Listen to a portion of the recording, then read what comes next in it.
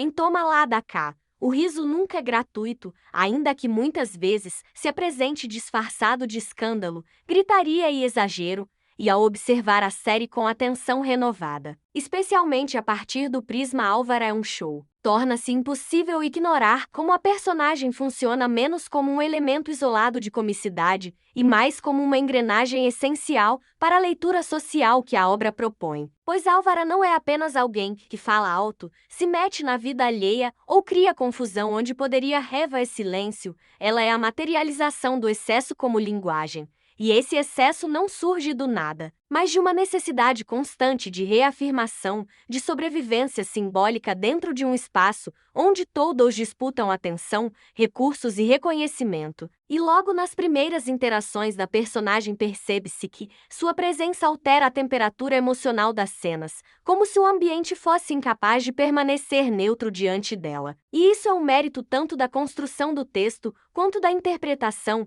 que compreende que Álvaro precisa ser maior do que a vida sem se tornar irreal. E essa linha tênue entre o verossímil e o caricatural é o que sustenta o humor da série ao longo do tempo, pois ao invés de envelhecer mal, a personagem ganha novas camadas conforme o espectador amadurece, e aquilo que antes parecia apenas barulho passa a soar como um pedido desesperado por validação. Algo que se torna ainda mais evidente quando analisamos as cenas em que Álvaro tenta exercer algum tipo de poder moral ou social, quase sempre falhando de maneira espetacular, mas revelando, nesse fracasso, uma humanidade crua e há uma ironia constante em sua trajetória, pois quanto mais ela tenta controlar o ambiente ao seu redor, mais expõe sua própria falta de controle interno. E essa contradição é explorada pelo roteiro de forma inteligente, sem a necessidade de discursos explicativos, deixando que o conflito se manifeste nos diálogos truncados, nas interrupções e nas reações exageradas dos outros personagens.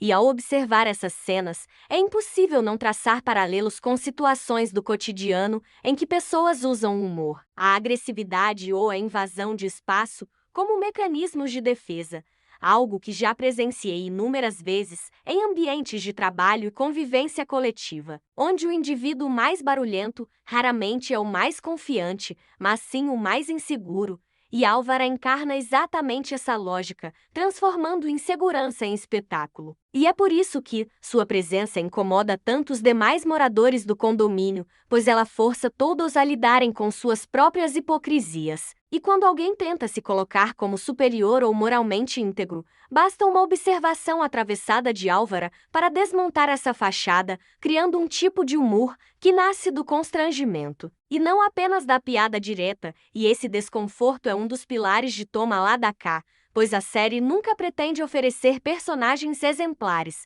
mas sim figuras reconhecíveis, cheias de falhas. E Álvaro é a mais honesta nesse sentido, pois ela não disfarça suas intenções, seus desejos ou suas frustrações, ao contrário de outros personagens que se escondem atrás de uma falsa civilidade. E essa franqueza brutal, ainda que muitas vezes egoísta, cria um paradoxo interessante, pois acabamos confiando mais nela do que em figuras aparentemente mais equilibradas. E isso se reflete em cenas em que Álvaro, surpreendentemente, assume um papel quase lúcido, oferecendo conselhos ou apontando verdades que ninguém mais tem coragem de verbalizar, apenas para, logo em seguida, sabotar tudo com uma atitude impulsiva, e essa oscilação constante impede que a personagem se cristalize em um único registro, mantendo o interesse narrativo. E ao comparar Álvaro com arquétipos clássicos da comédia televisiva, percebe-se que ela foge da lógica do bordão repetitivo ou da função fixa,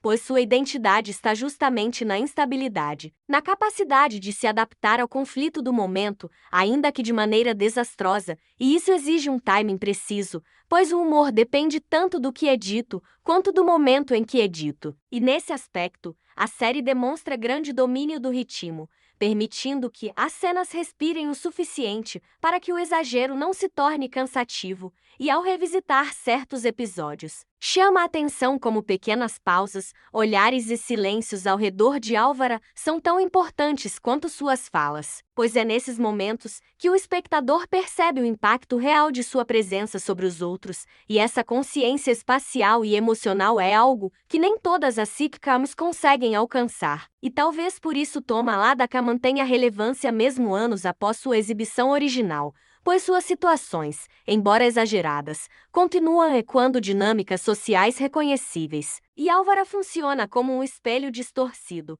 mas ainda assim fiel, dessas dinâmicas, e pessoalmente, ao rever a série em diferentes fases da vida, percebi como minha relação com a personagem mudou, pois o riso fácil deu lugar a uma empatia desconfortável, aquela que surge quando reconhecemos em alguém traços que preferiríamos não admitir em nós mesmos. E essa é uma das grandes forças da comédia bem construída, provocar reflexão sem abandonar o entretenimento. E Álvaro um Show sintetiza exatamente isso, pois o show não está apenas na performance, mas no que ela revela sobre o desejo humano de ser visto, ouvido e lembrado, mesmo que isso custe relações, harmonia e paz momentânea. E ao final, o que fica não é apenas a lembrança de cenas engraçadas, mas a sensação de que Álvaro, com todo o seu excesso, cumpre uma função quase terapêutica dentro da narrativa, escancarando aquilo que os outros personagens tentam esconder e, nesse processo, convidando o espectador a rir de si mesmo,